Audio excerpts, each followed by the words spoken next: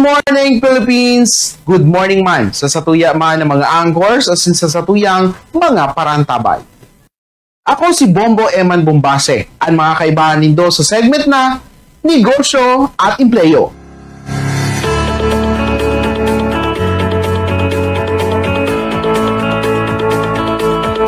Sa satuyang segment na Negosyo at Empleyo, satuyang pag-urulayan ang mga negosyong napapanahon as in pwedeng makapagtao ng trabaho sa satuyang mga kabombo.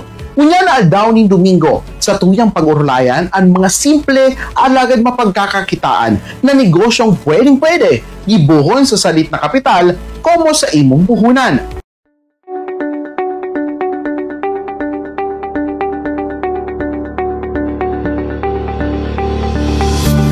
Sa tuyang aramon, ang Turon Business.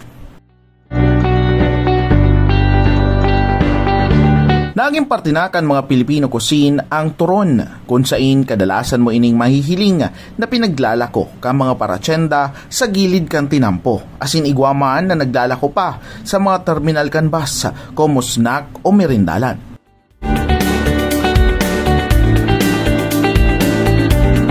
Saro ini sa mga kinahiligan nakan mga Bicolano, kung saan naging bistado man sa iba pang lugar.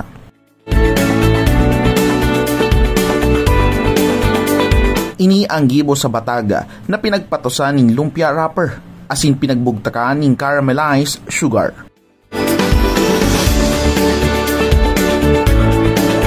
Manlain-lain naman ng mga specialties ang nagibo sa turon, kung saan pinagsasalakan pa ng tsokolate, ube, asin iba pang flavor como combination sa lasa kan saba na batag.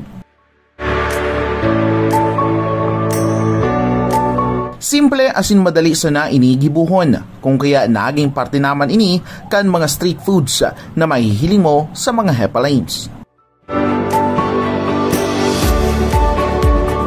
Siring kan ibang street foods, pinipilahan ini huli naman sa pagiging crunchy, rich in potassium, asin pasok sa bulsa kan masa. Naging parte naman ini kan mga street foods kan mga Pilipino, kung saan kadalasan mo ining mahihiling na pinaglalako kan mga rolling store cart na nagluluto pa kang nasambitan ng pagkakan. Saro din ini sa mga mahihiling mo na menu como merindalan sa mga small food businesses. Kinahiligan na ini kan mga Pilipino, kung saan tuyong hapon kadalasan ining pinagpipilahan kan mga obrero asin mga estudyante para man sa merindalan. Kadalasan man pinagbabakal ini como pasalubong sa kanya-kanyang pamilya.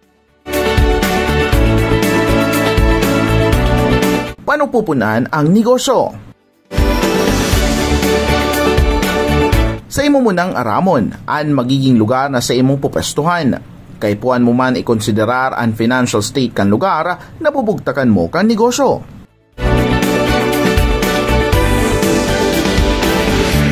Masudod bandidi ang pag-aramo sa mga posibleng competitor sa imong lugar.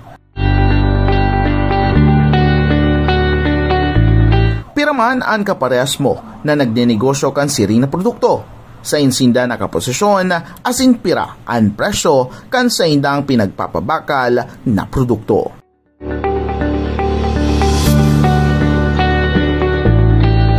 Pagpili ni lokasyon na tinatawo asin mismong sentro kang komersyo.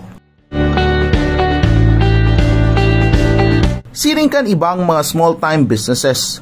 Kay puan mong maghanap ni lokasyon na konbinyente sa imong mga customers na mabarakal.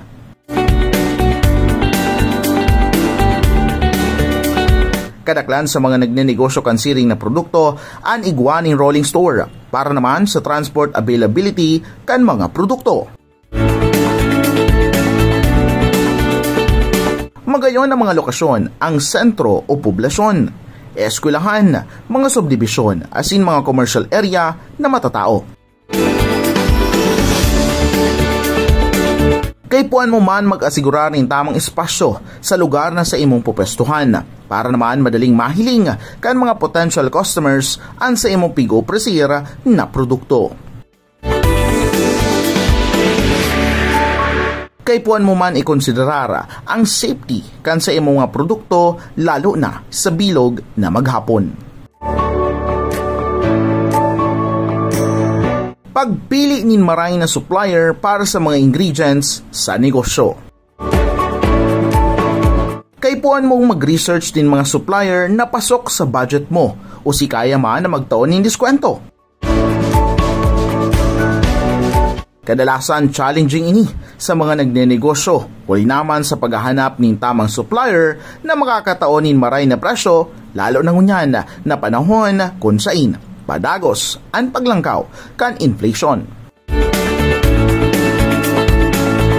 Importante man na maray ang tiwala asin pakikisama sa imong supplier na posible mo man maging long-term partner sa negosyong ini. Para sa mga kaipuan na ingredients sa original style turon recipe, uya ang mga minasunod. Saba banana, sugar, vegetable oil, asin man ang Filipino style lumpia wrappers.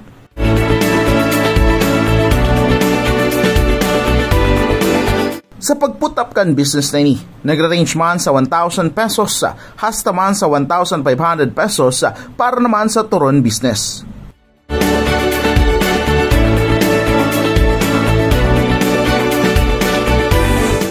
Para sa mas epektibong benta, kay puan ang makapwesto ka sa mga magayon na mga lokasyon na madaling mahiling kan sa imong mga potential customers.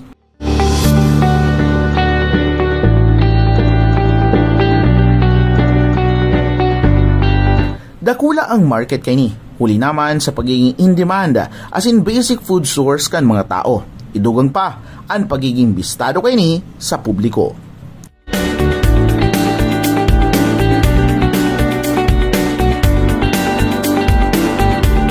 Yan sana ang pira sa mga paagi para sa imong turon business na pwede mo man pagkakitaan.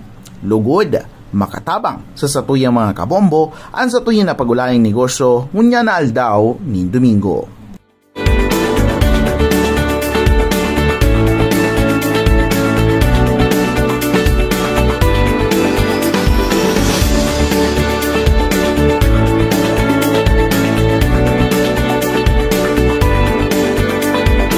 Liwat kitang mag-irbanan sa mga sunod na Domingo sa satuyang segment na Negosyo at Empleyo.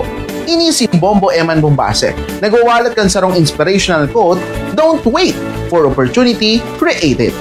Para sa number 1 and most trusted radio network in the country, Bombo Radio Philippines.